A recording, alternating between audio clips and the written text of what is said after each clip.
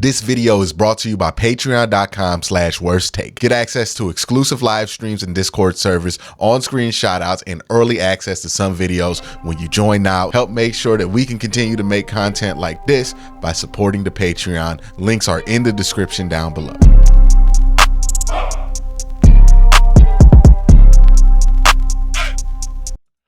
What is the national media saying about the Cleveland Browns and Deshaun Watson so far at this point in the offseason? Let's do a check-in and hear what Pro Football Talk has to say about the Cleveland Browns situation.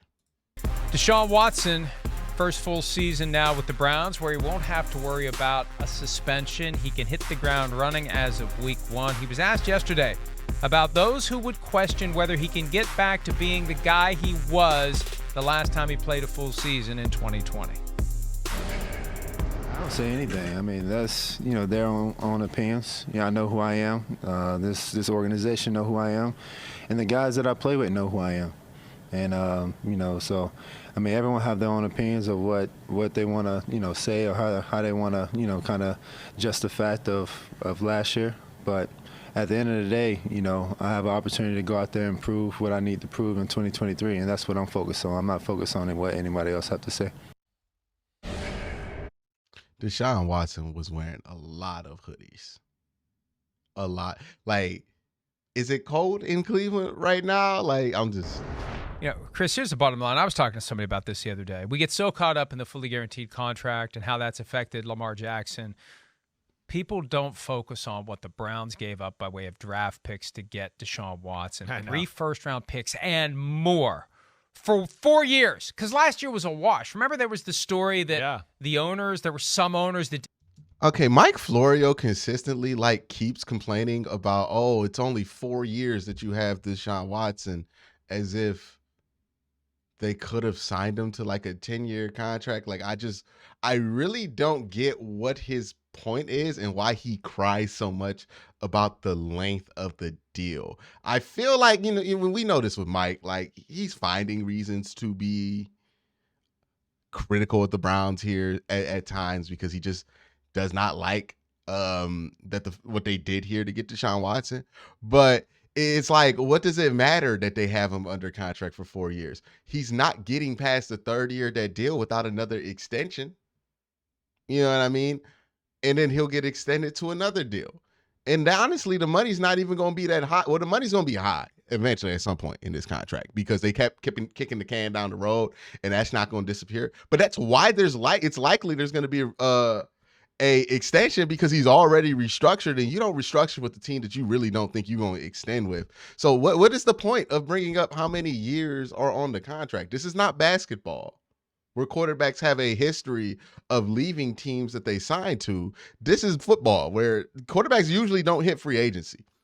So the Browns have control of the contract. You love pointing this out when it comes to Lamar Jackson about how you feel like Lamar Jackson's not going to leave because the Ravens have control. And the Browns have way more control over this situation right now than the Ravens do with Lamar, and have demonstrated that they're willing to give fully guaranteed money out. Why would they be worried about keeping Deshaun Watson past that? Who cares? He can't. Also, another thing that I don't think people understand. When your quarterback or a player has fully guaranteed contract, you know what that means? He can't really request a trade because it would be fruitless, because it would cost the team way too much money to trade him. So he's not getting traded. So you don't have to worry about a trade request because the money's guaranteed. The team protected itself in that way. And I think we don't talk about the reasons, every time fully guaranteed gets brought up, you only hear the negatives. You don't ever hear about the positives for the team of going fully guaranteed. The only reason owners don't want to do it isn't because it doesn't benefit the team at all. It just stinks for them because they have to put all that money in escrow. But a fully guaranteed contract does have benefits for the team. You have more cash that you can play with when it comes to restructuring. You can have a lesser cap hit year over year on average because guaranteed means you can put less money in the deal because they're not worried about if they're going to get it or not. Also guaranteed means, hey, this is the club's version of a no trade clause. That means I don't have to worry about Deshaun Watson, who is a player who obviously requested a trade of his last location, getting frustrated here in requesting a trade because now we know that that situation, you requesting a trade, will be financially unviable for either team. The Browns have protected themselves versus a trade from a player who has requested a trade before. This made sense. Like, the more I look at the reasons the Browns went fully guaranteed here, the more it makes sense. But you will never hear that from Mike Florio. You will never hear that on ESPN. You will never hear that by anybody who wants to have a close, tidy relationship with NFL ownership, because it doesn't benefit the NFL owners to have that out there, because they want you, the fan, to think guaranteed contract equals greedy player, that there's no benefit to the team for anybody getting a guaranteed contract. And I'm not trying to act like getting a guaranteed contract is what's best for the team, but it's not this absolute negative for the team. It's just an absolute negative for the liquid funds of billionaires who own the team. This is what that's about, right? So save me that. Like, again, it's bugged me how one-sided the conversation has been about fully guaranteed contracts, as if the only people who benefit from them are the individual players who get them. Like, you know what hurts the team more? Is when you sign somebody to a $300 million deal that has a bunch of inflated money over the top that you can't really do nothing with. And after 2 years, that deal's really going to be up, so you're going to have to restructure it again. That's the stuff that gets you in cap hell. But please continue crying about guaranteed money. Didn't want him to be suspended for a full year because they didn't want to give the Browns 5 fresh years. Right. Let's just ruin the first year, but let him play enough so it counts, so they get 4 years out of this contract and all that stuff they gave up to get him. Yeah, no, I think that. Also, like, when we going to talk about all the stuff that the San Francisco 49ers gave up for Trey Lance? Like, I've watched a lot of their videos about the San Francisco 49ers. I've never seen Mike Florio bring that point up about Trey Lance, who isn't going to play over a 7th round quarterback that they drafted. They gave up just as much to get Trey Lance as they did, as the Browns did for Deshaun Watson, who was a known quantity, somebody who's led the league in passing yards. Trey Lance was a dude coming out of North Dakota State. Like, we don't hear it about that. It's not about the guaranteed contract. It's not about the price you pay for it. And again, it's a quarterback who's led the league in passing yards and did not have a million interceptions like Jameis Winston when he did it. Like, this is a quarterback who is seen as somebody who could be up there with Pat Mahomes. Of course the price was expensive. Did you think the Browns could trade for Deshaun Watson for a 1st round pick? And that's it? Like, what is your point here? That was exactly what went on right there in that situation. And yeah, they gave up a lot. But as we talked, that's the bed they made. And that's why, again, back to Lamar and all of that, it's Deshaun got lucky that a team messed up so badly that they were so desperate that they went, oh no, the only way to get out of this is give him a contract that nobody wants to get him. Because we were canceled out first in the conversation of the Deshaun Watson sweepstakes, and all of a sudden we had to get back in it. So, yeah, you're right. It's crazy. But the player, Okay, so Chris Sims' whole point here is stupid. One, even if what you said was true, why is that something to be critical of the Browns for? If they got taken out of a conversation for an elite player, and Chris Sims does believe that Deshaun Watson is a elite level quarterback, as we'll hear him say, and then they got themselves back into that conversation for an elite player,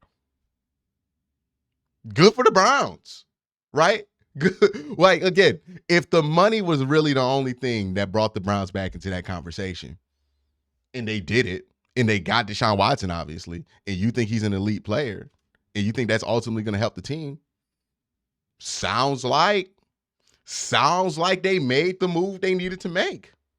Now, oh, you were so desperate. Everybody was desperate. And honestly, the Browns weren't the first team knocked off the list. They were the first of the last 3 finalists that it was reported was knocked off the list. Deshaun Watson, he says that didn't happen. Here's what my opinion is on what happened is Deshaun Watson was looking at the three teams, looking at the three situations. He saw Carolina, where he had played in college in Clemson, right? That's the same area, well, the same state, same region, same fans that cheer for Clemson, sometimes cheer for the Panthers. So he's like, hey, I could go back home to where I was beloved in college, or I could go back home to Atlanta.